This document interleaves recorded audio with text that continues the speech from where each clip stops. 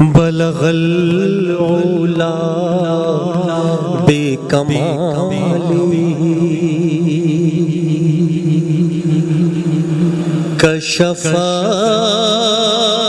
تجا بجمالی حسن جمیع خصالی صلوا علیہ وآلہ صلی وسلم دائما ابدا على حبيبك خير الخلق كلهم هو الحبيب الذي ترجى شفاعته لكل هول من الأهوال مقتحم وجاءت لدعوته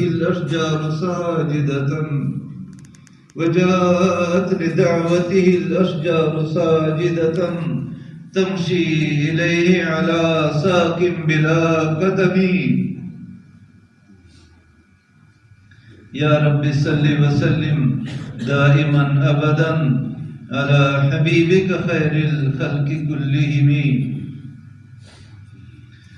عزیز دوستو، پہلی بات یہ ہے کہ میں آپ اور پوری دنیا کی مسلمان وہ یہ چاہتے ہیں کہ ہمیں غلبہ نصیب ہو جائے۔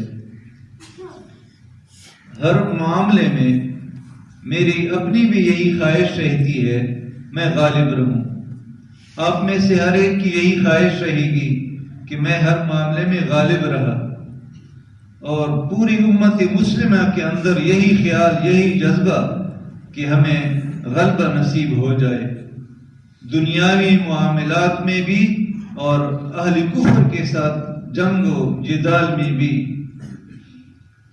تو یہ کیسے ہوگا؟ اس کے لیے ایمان اس نہج کا جس نہج کے ایمان پر اللہ تبارک و تعالی نے وعدہ کر رکھا ہے، وَلَا تَهِنُوا وَلَا تَحْزَنُوا، نہ گھبراؤ، غم نہ کھاؤ، أَنْتُمُ الْأَعْلَوْنَ، تم ہی غالب رہو گے، إِن كُنتُم مُؤْمِنِينَ، شرط یہ ہے اگر تم ایمان والے رہے۔ اب مومن ان کی اللہ پاک تعریف کرتا ہے۔ مومن کسے کہتے ہیں؟ مومن قد افلح المؤمنون، اعلان ہے رب، قد افلح المؤمنون، ایمان والے پار ہو گئے، کامیاب ہو گئے۔ اب آگے اللہ پاک ایمان والوں کی تشریح فرماتے ہیں۔ کون ہیں ایمان والے؟ الذین کانوا فی صلاتہم خاشعون، وہ جو دلوں کے اندر خشیت رکھتے ہیں۔ تو ایمان کا تعلق کہاں سے چلا؟ دل سے۔ اگر دل صفات والا ہوا تو آپ ایمان والے ہوئے، آپ ایمان والے ہوئے تو آپ غالب رہیں۔ میری ذات کا اثر مجھ پہ کتنا ہے؟ میرے دکان پر، میرے گھر پر، میرے کاروبار، میری سیرت کا آثار ہیں۔ اس کے بارے میں تفسیر روح المعانی میں ہے، معتبر ترین تفسیر ہے قرآن کریم کی روح المعانی، کہ میں کتنا اہم ہوں اللہ کی نگاہ میں، میری ہر حرکت کو اللہ کیسے دیکھتا ہے۔ اللہ پاک کا ارشاد ہے، یعلمون ما تفعلون، تمہیں میں نے کرامن کاتبین دیے ہیں، وہ جانتے ہیں جو کچھ تم کرتے ہو۔ یعلمون ما تفعلون۔ تو اس آیت کی تشریح میں تفسیر روح المعانی میں ہے کہ ایک آدمی ہے، وہ کچھ بھی نہیں کر رہا، پورے کا پورا ڈھانچہ وہ بالکل ساکن، آنکھیں بند، زبان بند، بالکل تنہائی میں بیٹھا ہے، نہ کسی کو سنا رہا، نہ کسی سے سن رہا، نہ کسی کو دکھا رہا نہ کوئی اس کو دیکھ رہا، بالکل تنہائی میں ہے، اندھیروں میں ہے، اپنے کمرے میں بیٹھا ہے ایسے۔ اب یہ جو کرامن کاتبین ہے، میں کتنا اہم ہوں، اب میری خاموشی جب اتنی اہم ہے تو پھر میرا چلنا، میرا بولنا، میرے حرکات و سکنات وہ کتنے اہم ہوں گے۔ تو کرامن کاتبین اس چیز پر حیران ہو جاتے ہیں کہ یا اللہ، اب اس بندے کا یہ جو وقت ہے، یہ تو ہم آپ کو لکھ کر دیں گے کہ اس وقت تیرا یہ بندہ کیا کر رہا تھا، اور کچھ بھی نہیں کر رہا۔ 360 اعضاء ہیں، کوئی عضو یہ کام میں نہیں لا رہا۔ تو یہ فرشتے اپنے ڈیوٹی میں اتنے اہم ہیں، یہ فرشتے انسان کو سونگ لیتے ہیں۔ اب یہ فرشتے جب سونگتے ہیں تو اس کے بدن سے خوشبو آ رہی ہوتی ہے۔ اللہ کرے میرا بدن بھی معطر رہے، آپ کا بدن بھی معطر رہے۔ تو یہ بدن معطر ہے، وہ فرشتے لکھ لیتے ہیں، اے اللہ معلوم نہیں تیرا یہ بندہ اس وقت کیا کر رہا ہے، لیکن اتنا معلوم ہو گیا کہ آپ کی طرف سے اس پر تیری رحمت آ رہی ہے، اس لیے کہ اللہ کی رحمت تو معطر ہے۔ اے اللہ معلوم نہیں کیا کر رہا ہے، لیکن اتنا معلوم ہوا کہ آپ اس سے راضی ہیں، آپ کی رحمت اس پر آ رہی ہے۔ اور اللہ نہ کرے اگر اس کے بدن سے بدبو جا رہی ہے تو لکھ لیتے ہیں، اے اللہ معلوم نہیں کیا کر رہا ہے، لیکن اتنا معلوم ہوا کہ آپ اس وقت اس سے ناراض ہیں، اس پر لعنت بھیج رہے ہو۔ تو لعنت تو بدبو ہے۔ تو تفسیر المعانی والے لکھتے ہیں پھر وہ کیا کر رہا ہوتا ہے، کہتے ہیں اس کی سوچ، وہ جو سوچتا ہے وہ اچھی سوچ رہا تھا، اس کی وجہ منصوبہ بندی کر رہا تھا، کاش میں یہ نہ کرتا، کاش میں یہ کر لیتا، یا گناہوں پر ندامت یا نیکی کے لیے طلب، اچھی کی سوچ، یہ سوچ اچھی فکر، اس کے اوپر اللہ کی رحمت آ رہی ہے۔ یعنی میں یہ دو چیزیں میں عرض کر رہا تھا کہ میں اتنا اہم ہوں کہ ہر آن ہر گھڑی اللہ کی مجھ پر نظر ہے، فرشتے میرے ساتھ لگے ہوئے ہیں۔ تو اگر ایک آدمی تنہائی میں اپنے رب کی نظروں سے اوجھل نہیں، تو جب یہ بندہ چل کر پشاور سے چلا، مردان سے چلا، بنو سے چلا، قریب و دور و قریب سے چلا، کس لیے چلا؟ کس لیے چلا؟ تاکہ مجھے اللہ مل جائے، تاکہ مجھے اللہ کی محبت مل جائے۔ تو یہ اتنی بڑی مشقت، لیکن فکر کس کی ہوگی؟ فکر وہی دل کی ہوگی۔ اگر دل درست ہے تو فکر درست رہے گی، اگر دل خراب ہے تو فکر خراب رہے گی۔ معاملہ کس کا ہے؟ ایمان کی جگہ کون سی ہے؟ وہ دل ہے۔ قد افلح المؤمنون، کامیاب ہوں گے ایمان والے۔ ابھی ایمان وہ آنکھ، کان، زبان، اعضاء میں نہیں، وہ اس کا مقام دل ہے، اور دل بنتا ہے جوارح سے۔ یہ جتنے اعضاء ہیں ان سے دل بنتا ہے۔ کیا معنی؟ دل میں ترقی آتی ہے، دل میں قوت پیدا ہوتا ہے، ایمانی قوت۔ میرے چلنے سے، میرے بولنے سے یا ایمانی قوت بڑھے گی یا ایمان میں ضعف آئے گا۔ تو وہ ایمان اصل ایمان ہے۔ اب ایمان وہ دل کا عمل ہے۔ فرماتے ہیں المدخل ایک کتاب ہے، یہ میں سیرت کے حوالے سے عرض کر رہا ہوں کہ ہماری سوچ سیرت کی طرف چلی جائے، کردار کی طرف چلی جائے، میری اٹھنے بیٹھنے میں کیا ہوتا ہے اس کی طرف چلا جائے میرا فکر۔ پھر جب فکر یہاں طرف اس طرف منتقل ہوگی، اوہو یہ تو میرا نقصان ہو رہا ہے۔ المدخل نے لکھا ہے جب آپ کا کوئی آدمی فوت ہو جائے تو اس کو کسی عالم کے قبر کے ساتھ، کسی بزرگ کے قبر کے ساتھ قبر بنوا کر دے دو۔ کیوں؟ اس لیے کہ وہ تو ولی اللہ ہے، اس کی قبر پر تو رحمتیں نازل ہوتی ہیں۔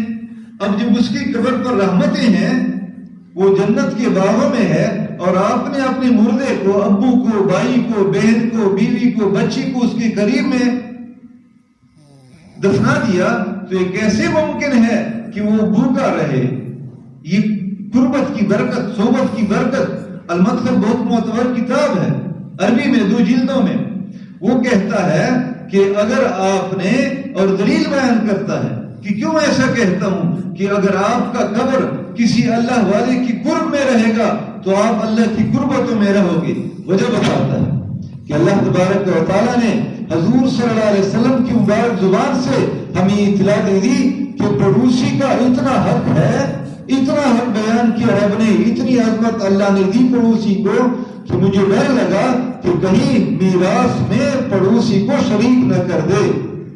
تو جب پڑوسی کا اتنا حق ہے اور وہ جنتی ہے تو کیا وہ اپنے پڑوسی کا خیال نہیں رکھے گا؟ لیکن المدخل والا لکھتا ہے خیال کرنا، جب اپنے مردے کے لیے قبر گزراتے ہو اور اس کے لیے آدمیوں کو بھجواتے ہو، وہ فاسق فاجر نہ ہو، وہ فاسق فاجر نہ ہو۔ کیوں؟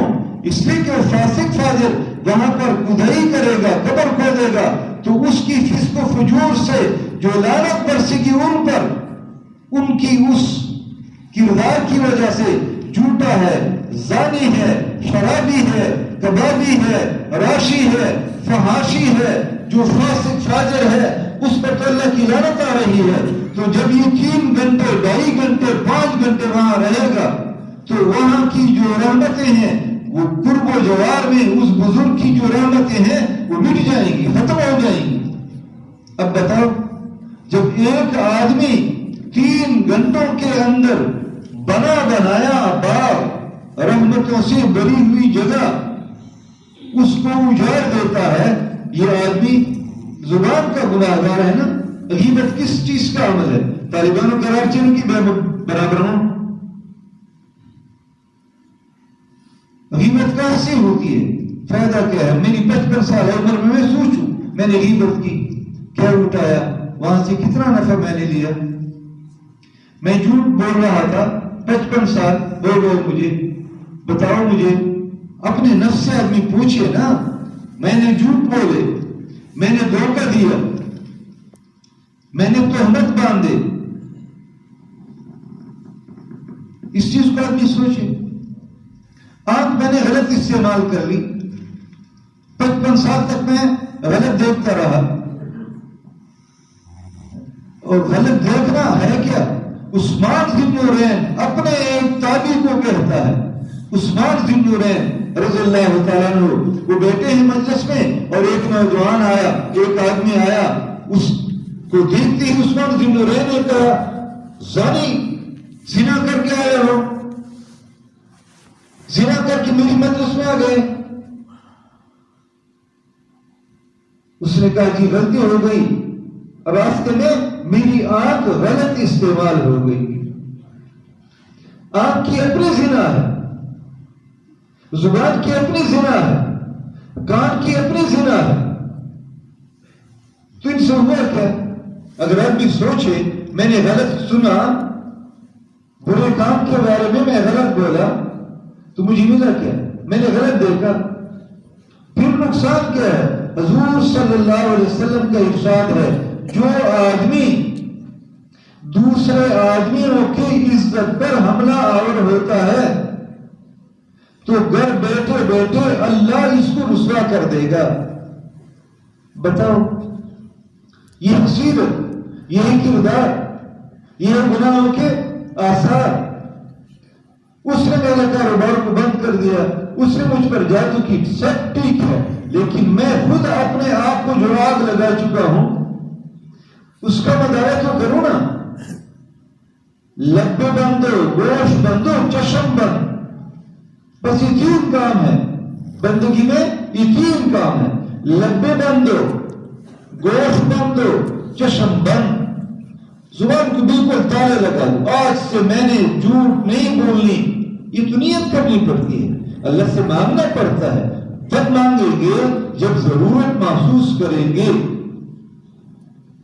اگر عثمان ذی النورین کی صحبت میں تابعی خیر القرون کرنی ثم الذین یلونہم ثم الذین یلونہم، یہ تیسرے درجے کے لوگ ہیں تابعی۔ حضور علیہ السلام نے ارشاد فرمایا بہترین زمانہ میرا، پھر میرے صحابہ کا، پھر تابعین کا۔ اب تابعی کی اگر نظر غلط پڑتی ہے تو اس کے چہروں پر اس کے آثار وہ نمودار ہوتے ہیں اللہ کی ناراضگی۔ تو ولا تہنوا ولا تحزنوا وانتم الاعلون ان کنتم مؤمنین، اگر تم مومن بن گئے پھر ملے گا کیا؟ شاہ عبدالعزیز محدث دہلوی رحمۃ اللہ علیہ نے امام مالک رحمۃ اللہ کی مناقب میں لکھا ہے اگر میں مومن بنوں گا میرے ساتھ کوئی بھی نہیں ہوگا، بھائی نہیں، ابو نہیں، اماں نہیں، رشتہ دار نہیں، کوئی مرشد نہیں، کوئی مرید نہیں، کوئی استاد نہیں، کوئی شاگرد نہیں، لیکن میں مومن ہوں، میرے ساتھ میرے اللہ ہوں گے۔ شاہ عبدالعزیز محدث دہلوی رحمۃ اللہ فرماتے ہیں کہ مدینہ منورہ میں ایک خاتون تھی، اللہ نے ان کو ظاہری ڈھانچے سے نوازا تھا، اللہ نے زینت دی تھی، اندر کی زینت میں اللہ نے عطا کر دی تھی۔ اللہ مجھے بھی اپنی رحمتوں سے آپ کے صدقے اور طفیل میں عطا کرے، اللہ حضرات کو بھی عطا فرما دے۔ وہ متقی پارسا خاتون تھی، اس نے اپنی جوانی کا لحاظ رکھا تھا، اپنے آپ کو گناہ سے محفوظ رکھا تھا، فوت ہو گئی۔ مسئلہ یہ ہے کہ پرائے لوگوں سے نہ اپنے مردوں کو غسل دلواؤ نہ اپنی عورتوں کو غسل دلواؤ۔ پرائے بھائی غسل کیسے دیے جاتے ہیں سیکھ لو، جیسی خود غسل کرتے ویسے مردوں کو غسل دلوا تو مسئلہ ختم۔ تو جو واصلہ تھی، کرایا کی واصلہ، وہ فحاشی گمراہ تھی، فاسقہ تھی، وہ جب آئی اور اس نوجوان خاتون پارسا خاتون، دیکھو اللہ فرماتے ہیں میں تیرے ساتھ ہوں، قد افلح المؤمنون، ایمان والے جیت گئے، میں ولی ہوں، میں متولی ہوں مومن کا، میں ہوں گا ساتھ، کوئی اس کو ٹک تو کرے، میں دیکھوں میرے بندے کو کب تک نقصان پہنچا سکتا ہے۔ اب یہ خاتون مری ہوئی ہے، یہ غاسلہ جب اس کو غسل دینے کے لیے وہ تختے پر لٹا گئی تو اس نے اس کی اپنے خباثت تھی، تو اس غاسلہ نے اس متقی پارسا خاتون کے ران پر ایک ضرب لگے اور کہا تجھ سے کتنے لوگوں نے مزے لیے ہوں۔ اب یہ زبان کے اندر نہیں، دل کے اندر یہ خیال تہمت لگے اور ادھر ضرب لگے، ضرب لگاتی ہی اس کے ہاتھ کو ران میں پکڑ لی۔ کیوں؟ رب کا وعدہ جھوٹا ہے، میں تیرے ساتھ ہوں۔ اب اس مردے کے ساتھ اماں نہیں، بہن نہیں، خان بھائی ابو کوئی بھی نہیں، لیکن اس کا رب تو ساتھ ہے۔ رب کا وعدہ کدھر گیا؟ اس کی بات چمٹ گئی۔ اللہ وہ گناہوں کی سزا سے محفوظ فرما دے۔ گناہ ظہر الفساد فی البر والبحر بما کسبت ایدی الناس۔ ارے انسانوں سیرت کا لحاظ رکھو، ارے انسانوں کردار کا لحاظ رکھو، ارے انسانوں چلت پھرت کا خیال رکھو، بندوں کی طرح چل کے رہو، بندوں کی طرح سوچ کے رہو۔ کیوں؟ آپ کے اندر، آپ کے کاروبار میں، آپ کے ذات کا بگاڑ تیرا سیرت ہی ہے۔ اب اس کی ہاتھ چمٹی، اب وہ زور لگا رہی، جب اللہ پکڑے تو اس نے جو پانی ڈلوانے والی اس سے کہا مجھے کھینچو، لیٹ ہو گئی۔ لوگوں نے مطالبہ کہ بھئی کیا کرتے ہو، ٹائم ہو گیا ہے جنازے کا۔ اس نے کہا ہماری تو بات مصیبت والی ہے۔ ہاتھ چمٹ گیا خاتون کے ساتھ۔ علماء سے پوچھا، دائیں بائیں مدینہ منورہ کے علماء کے پاس علاج نہ رہا۔ امام مالک صاحب رحمۃ اللہ علیہ وہ نوجوان تھے، علم پر عمل کرنے والے سب ہوتے ہیں لیکن کچھ کا اللہ پاک نوازتے ہیں۔ امام مالک صاحب رحمۃ اللہ کو اللہ پاک نے تقوی کی برکت دینی تھی، تو متقی رہا۔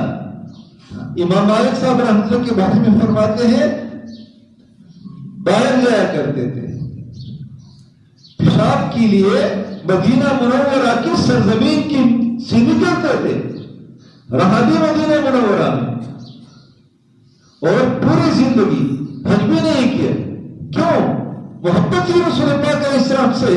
کہیں مجھے موت نہ آ جائے، فرض ہے نہیں، غریب تھا، فرض ہے نہیں، اور مدینہ منورہ کو چھوڑوں.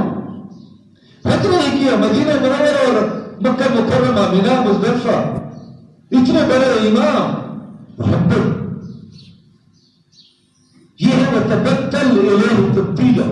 اتنی ہو جائے محبت کہ بس رب خود کہے ہاں واقعی یہ ہے میرا بندہ. امام مالک صاحب تک بات پہنچی، ایسا مسئلہ ہاں میں آتا ہوں. اسے اللہ نے بول اتقوا فراست المؤمن فإنه ينظر بنور اللہ. اللہ یہاں ہے، اللہ کا نور یہاں ہے. قلب المؤمن عرش الرحمن. یہ جو ظاہری کتابیں ہیں ان کا نور یہاں تک ہے، دائیں بائیں. لیکن جب یہ کتاب اندر چلی جاتی ہے، تقویٰ کی صورت اختیار کر جاتا ہے، تو اس تقویٰ کی برکت سے اللہ آ جاتے ہیں. اور جب اللہ کا نور معیت الہی نصیب ہو جاتی ہے تو پھر اس نور سے کوئی چیز چھپی ہوئی نہیں ہے. اس نے اس نور سے دیکھا یہ غاسرہ فاسقہ فاجرہ ہے، اس نے غصہ دیتے ہوئے کوئی جرم کیا ہے. پوچھا دیکھو سچ سچ بتاؤ آپ نے اس مردے کی توہین کی ہے؟ اس نے کہا کی ہے. آپ نے اس پر تہمت باندھی؟ ہاں میں نے اس پر تہمت لگائی. تیرے پاس گواہ ہے؟ اس نے کہا گواہ نہیں. اس نے کہا ٹھیک ہے جلاد لاؤ.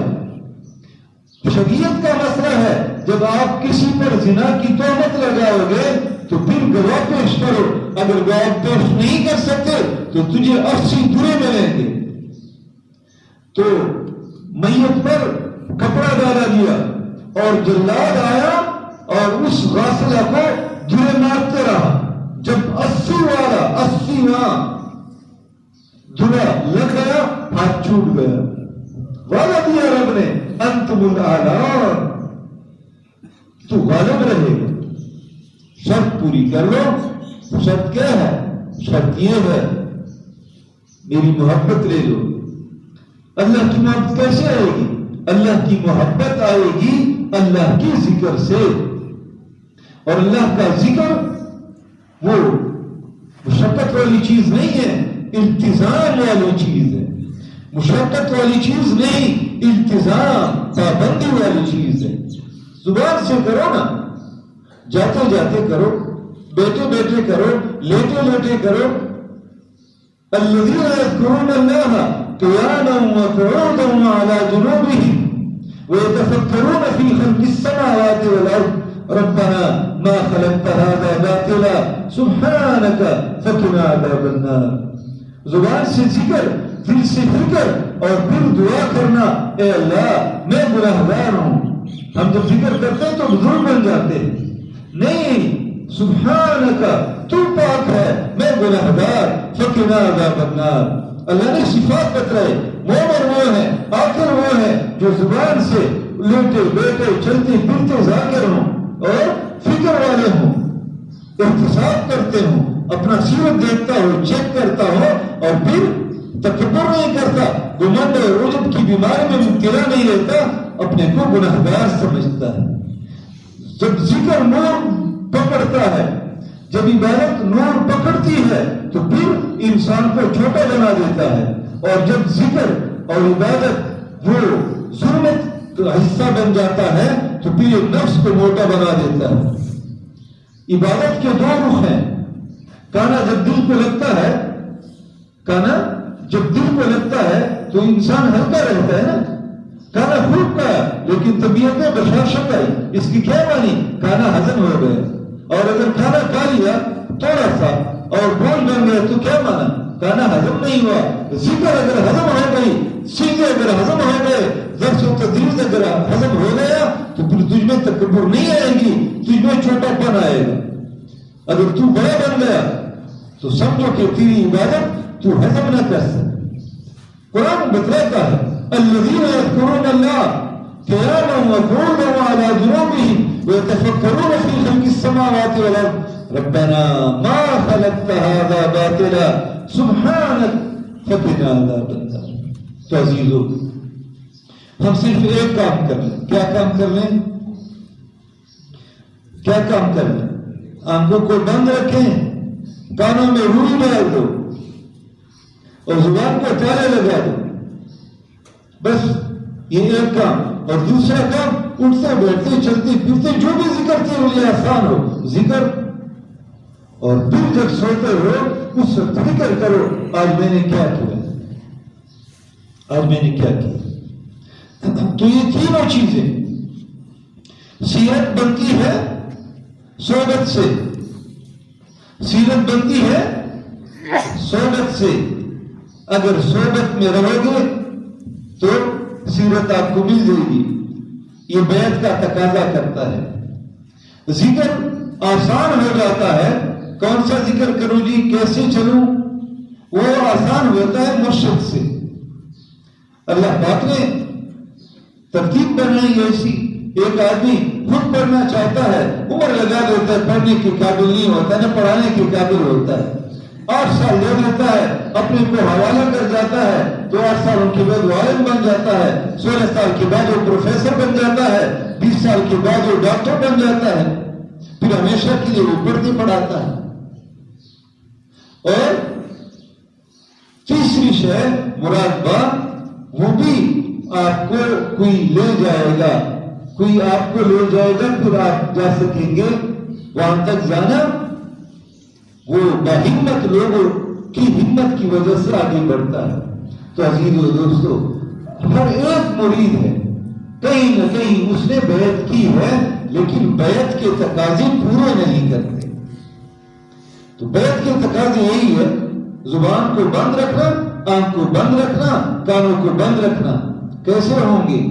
تیرے پاس وقت ہے تو ابو کو وقت دے دو، تیرے پاس وقت ہے تو بھائیوں کو وقت دے دو، تیرے پاس وقت ہے فارغ ہو، کوئی کام نہیں تو بازار تو بدترین جگہ ہے. مدینہ منورہ کے بازار کے بارے میں بتایا جہاں 100 دکاندار تھے. اس بازار کے بارے میں امام الانبیاء صلی اللہ علیہ وسلم نے فرمایا بدترین جگہ بازاریں ہیں. اور آخری بات عرض کرتا ہوں، مریدوں کے لیے لوازمات کیا ہیں، مرید کیا کریں. اشرف علی تھانوی صاحب رحمۃ اللہ علیہ نے لکھا ہے کہ مسلمان کو اگر دعوت بھی دے دے کہ آپ میرے ساتھ کھانا کھائیں تو اس پر واجب ہے اگر دور کیوں نہ ہو کہ وہ جو مسلمان کی دعوت کو قبول کرنا واجب ہے. اگر مسلمان بیمار ہو جائے تو اس کی تیمارداری واجب ہے، لازم ہے. لیکن وہ کہتے ہیں اگر کوئی آدمی مرید ہے تو وہ مسلمان کی دعوت کو قبول نہ کرے. اگر کوئی مرید ہے تو وہ مسلمان کی دعوت کو قبول نہ کرے. اگر کوئی مرید ہے تو بیمار کی بیمار پرسی نہ کرے. کیوں؟ وہ بتلاتے ہیں کہ یہ چونکہ مریض ہے، خود مرید ابھی بنا ہوا ہے، مرید بنا ہوا ہے، تو اگر یہ جائے گا اپنے پڑوس کے دعوت میں بیٹھے گا تو وہاں پر کیا ہوگا؟ وہاں پر بازار کراس کر کے جائے گا، بازار سے ہوتے ہوئے گزرے گا اور وہاں پر اس کے کان میں گانے بجانے پڑیں گے تو اس کی دل میں جو نور کی جھلک، نور کی چنگاری جلی ہوئی ہے وہ بجھ جائے گی. اس لیے اس کو تھانوی صاحب فرماتے ہیں اس پر لازم ہے کہ وہ نہ جائے، اپنے آپ کا لحاظ رکھنا فرض ہے. اگر کوئی ساتھی دسترخوان پر بیٹھا ہوگا، فاسق فاجر جھوٹ بولے گا، غلط بات کہے گا تو اس ملک کا تو میرا وقت ہو گئے. اگر بیمار کی بیمار پرسی کرے گا تو راستہ سے گزرے گا، بازار سے گزرے گا، کوئی غلط چیز دیکھ لے گا، غلط بات سن لے گا تو اس کا تو میرا وقت ہو گئے. اور جو مرید از خود اپنی طبیعت سے اپنے جیب سے بازار نکال لے اور پاؤں پر پاؤں پہلا کے تکیا لگا کے ہاں جی فیس بک کھولے. فیس بک کسے کہتے ہیں؟ آپ نہ چاہیں گے وہ ناچنے والے آئیں گے تو کیا ضرورت ہے فیس بک کی؟ آپ دین پھیلاتے ہو، فیس بک سے دین پھیلاتے ہو، پہلے تو خود دین میں حاصل کرو. تو یہ جو جراثیم سے بنا ہوا مسئلہ ہے اس کو بند کرو. اور از خود نیت کر کے چلو چکر لگا لیں گے، ذرا سیاحت ہو جائے گی، چکر لگا لیں گے. چکر لگانے کے تیرے پاس وقت ہے کدھر؟ جب چکر لگاتے ہو پھر اپنے مرشد کے پاس جاؤ، چکر لگاتے ہو پھر اللہ کے گھر جاؤ، چکر لگاتے ہو تو صلحاء کے پیچھے جاؤ، مجالس سے حسنہ، صحبت حسنہ اٹھاؤ، پھر آپ کو اللہ تبارک و تعالیٰ تقویٰ کا نور عطا کرے گا. عزیزو، میں نے صرف اتنی سی بات کہی، میں بھی چاہتا ہوں، آپ بھی چاہتے ہیں غلبہ. اس کے لیے 3 کام کریں گے، اس کے لیے 3 کام کریں گے. پہلا کام یہ ہے کہ ہم اپنی زبانوں کو، اپنے آنکھوں کو اور اپنے کانوں کو بند رکھیں، یہ 3 اور 3 اور زبان سے ذکر، زبان سے ذکر اور دل سے فکر، اور آخر میں اللہ تبارک و تعالیٰ کے سامنے اپنی عاجزی رکھنا. اے اللہ میں گناہگار ہوں، اے اللہ حقیقتاً اب میں جو بول رہا ہوں حقیقتاً یہ بھی گناہ، ایسا بولا جاتا ہے، قرآن ایسا بیان کیا جاتا ہے. تو ہمارا تو اول سے آخر تک سب گناہ ہی گناہ. آپ علیہ السلام نے فرمایا میری امت میں سب سے اعلیٰ درجے کا بندہ کل قیامت کے دن وہ ہوگا جس کے نام اعمال میں کثرت سے استغفار ہو. اب بتاؤ، استغفار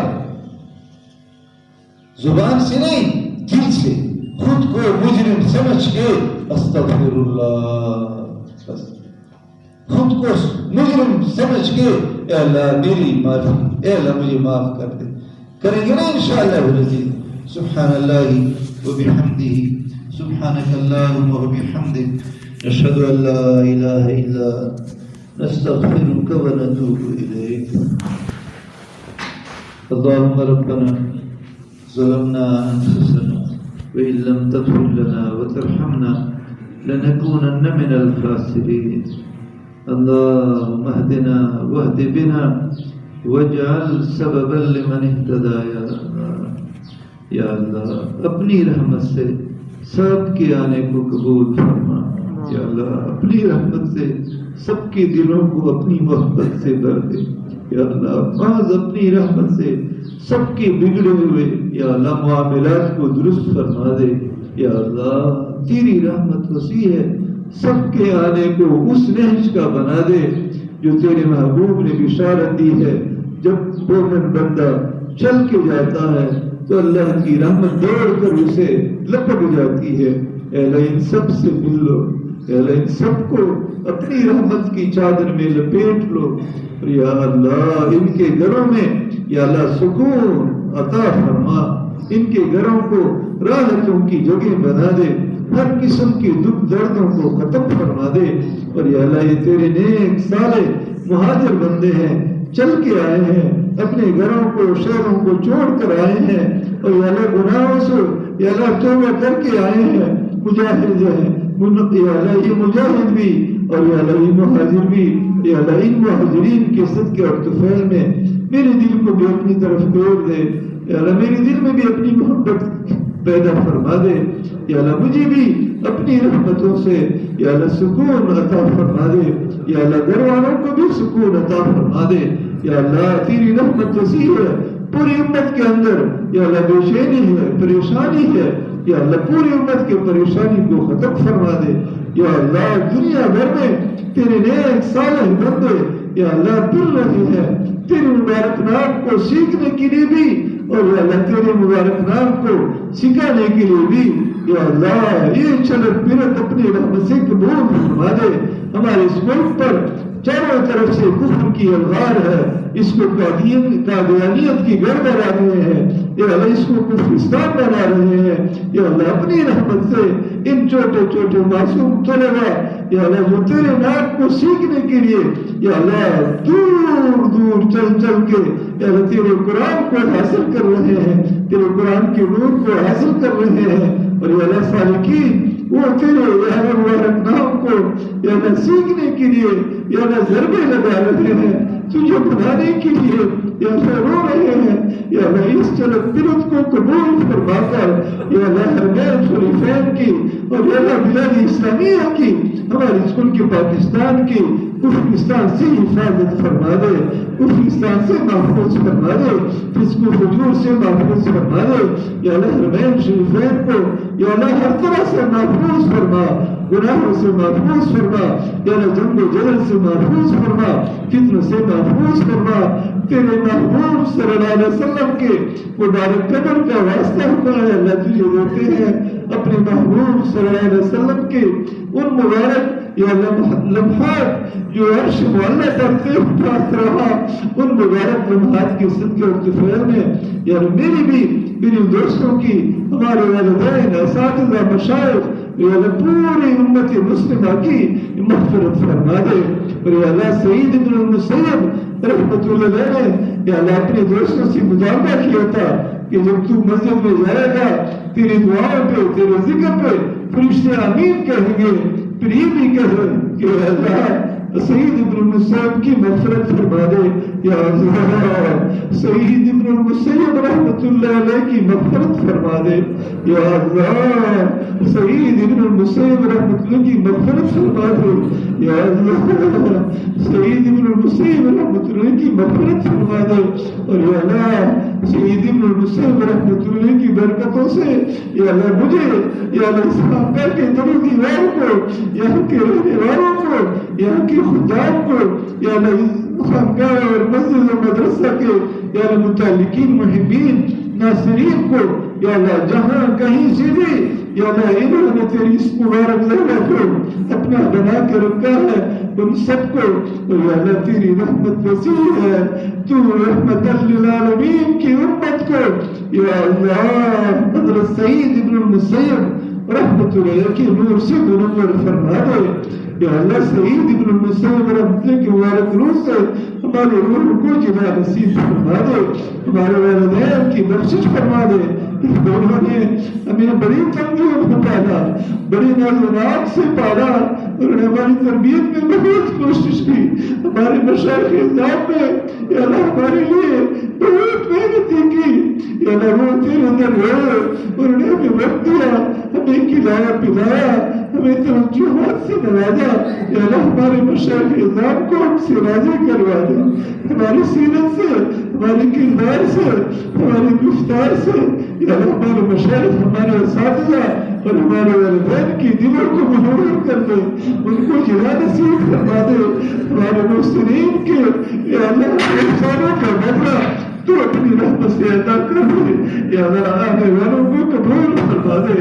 آنے والوں کی نور سے یا اللہ مجھے منور کر دے، میرے گھر والوں کو منور کر دے، میرے اس تمام مشائخ اعظام کے انوار سے ہر آنے والے کو منور فرما دے یا اللہ، میرے مشائخ اعظام کے درجوں کو بلند فرما یا اللہ، ان کی خدمتیں، ان کی خانقاہوں کو یا اللہ آزاد کرنے کی مجھے استعداد عطا فرما دے، میرے دوستوں کو استعداد عطا فرما دے یا اللہ، آپس کی محبتیں نصیب فرما، آپس کی محبتیں نصیب فرما یا اللہ، اپنی رحمت سے محترم مفتی اوکاشا کہ بچی کو صحت کامل عطا فرما دے یا اللہ، مبارک گھڑیوں کے صدقے اور طفیل میں بھائی اوکاشا کی بچی کو صحت کاملہ نصیب فرما دے، اے حضرت ایوب علیہ السلام کو شفا دینے والے بھائی اوکاشا اور یہاں مجلس میں بیٹھنے والے یا ہمارے گھروں میں یا اللہ جو ہمارے مریض ہیں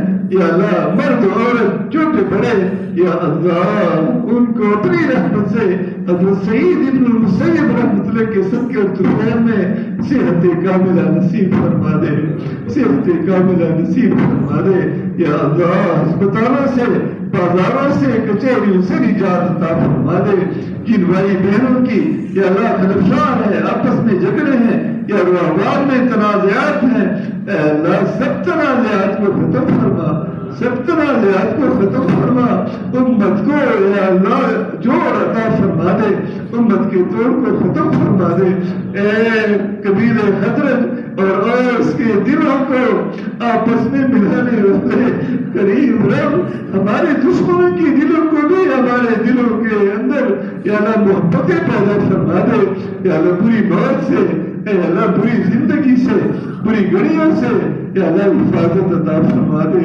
اللہم اجرنا من خزي الدنيا وعذاب الآخرة یا ارحم الراحمین یا ارحم الراحمین یا ارحم الراحمین.